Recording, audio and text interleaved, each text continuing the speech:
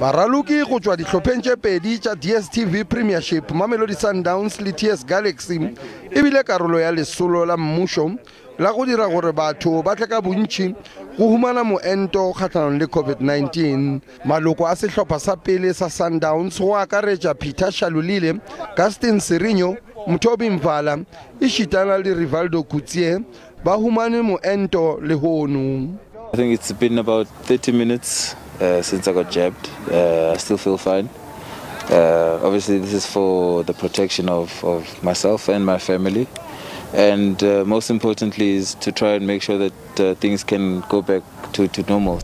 Maloko a sehlopha sa Sundowns Ladies le ona e be le karolo ya tiragalo ya lehono gomme ba khupetse balatedi ba kgwele ya maoto go humana moento wa COVID-19. I'm feeling normal. There's no changes or anything. So I think it's a good thing for them to go out there and do it. But they are not doing it only for themselves, but for their families as well and for people out there. Sundowns iri ebe e ka se gapeletse baraloki go humana moento wo. To vaccinate and to choose to vaccinate is a person's choice.